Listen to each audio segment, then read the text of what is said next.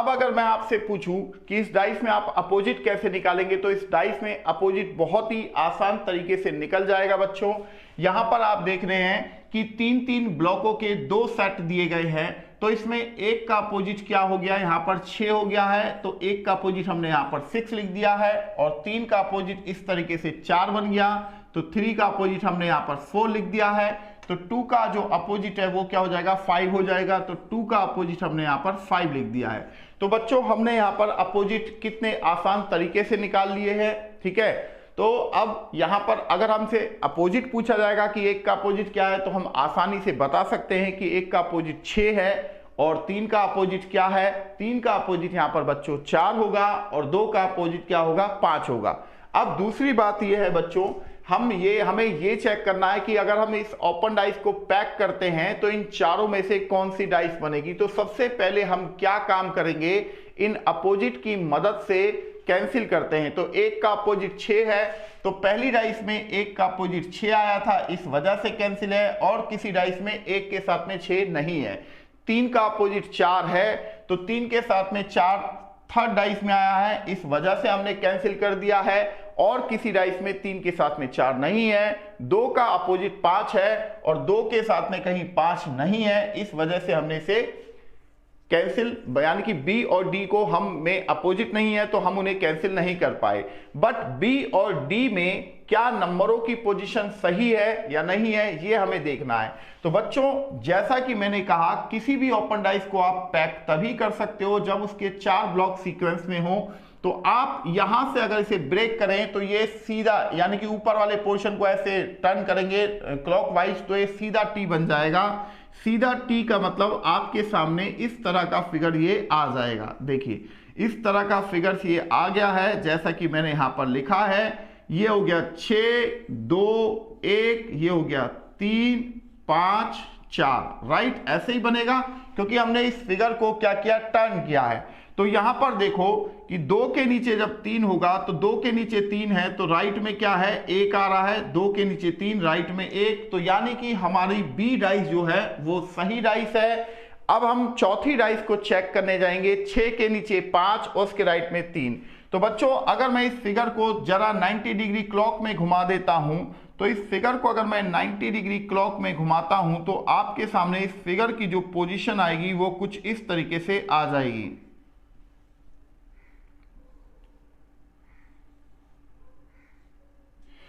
तो 6 नंबर यहां पर टॉप पर है, 6 के नीचे बच्चों 5 है, और 5 के राइट में क्या है, 3 है। तो 6 के नीचे 5, 5 के राइट में 3, यानी कि ऑप्शन डी जो है वो हमारा सही, एकदम सही यहां पर गया है। तो इसका मतलब है कि इस फिगर से जो ये डाइस बनती वो बी और डी डाइस यहां पर बन रही थी। 2 डाइस यहां पर बन रही थी, जहां पर मैंने सही टिक किया है वो डाइस इस डाइस को पैक करने से बिल्कुल सही तरीके से बन रही थी। तो आई होप ये क्वेश्चन आपको बच्चों समझ में आ गया होगा। तो चलिए फिर अगले क्वेश्चन की ओर बढ़ते हैं। जैसे इस फिगर को अगर ये स्टैंड रूप पर आ सकता है बच्चों, तो ये डाउन रूप पर भी जा सकता है। तो डाउन रूप पर दिखा देता हूं कि डाउन रूप पर कैसे ये जाता है, क्योंकि यहां पर इस फिगर में बहुत टाइप के क्वेश्चंस होते हैं। तो यहां पर मैं ज्यादा से ज्यादा अलग अलग टाइप के क्वेश्चनों को आपको करवाने का प्रयास करूंगा, जिससे कि आपके एग्जाम में आपको मदद मिले। और अगर आप किसी किताब से भी प्रैक्टिस करते हैं, बुक से प्रैक्टिस करते हैं, तो भी आपको किसी भी तरह की कोई दिक्कत नहीं होगी बच्चों, क्योंकि आपको बहुत ही अच्छे डिटेल्स में मैं यहाँ पे पढ़ाता हुआ चल रहा हूं। जैसे मानिए अगर मैं इस फिगर को ऐसे कर देता,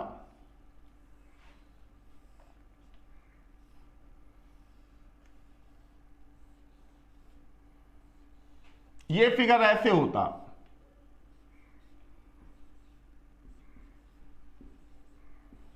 तो मानिए मैं यहां पर लिख देता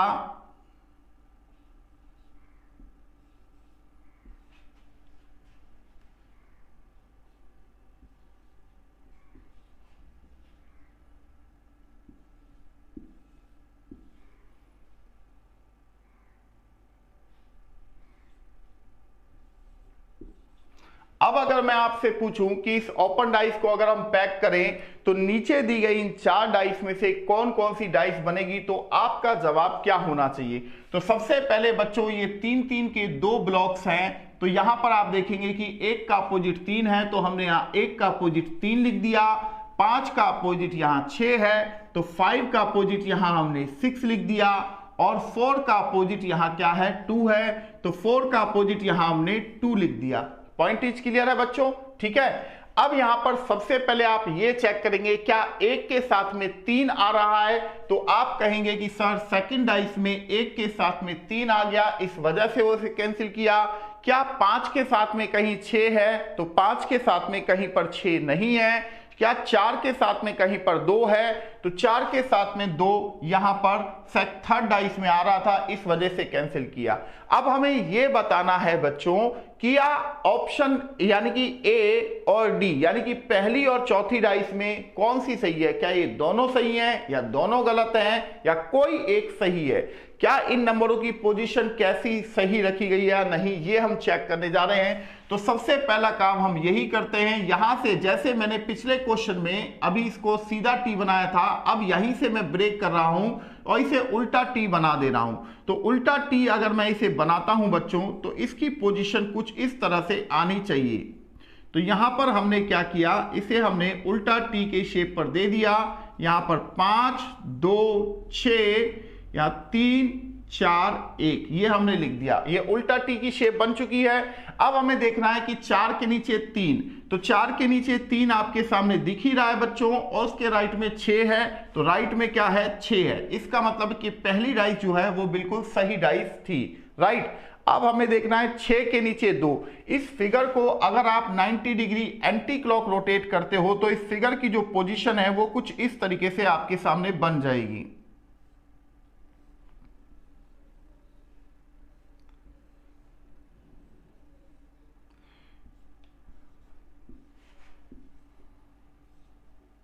देखो 6 नंबर यहां पर टॉप पे आ चुका है और 6 के नीचे 2 है, और ये कह रहा है कि 2 के राइट में 3। भाई 2 के राइट में तो यहां पर 1 नंबर लगना चाहिए था, बट 3 जो है वो तो 2 के लेफ्ट में है। इसका मतलब है कि ये चौथी डाइस जो है वो गलत पैक की गई है। तो इस फिगर को अगर हम पैक करते तो इसमें केवल पहली डाइस ही यहां पर बनती, जैसा कि मैंने आपके सामने दिखाया और बताया भी है बच्चों। ठीक है, आई होप आप इस चीज को समझे होंगे कि भाई हमने इस क्वेश्चन को किस तरीके से यहां पर किया है। तो चलिए बच्चों, ये पॉइंट आपको समझ में आ चुका होगा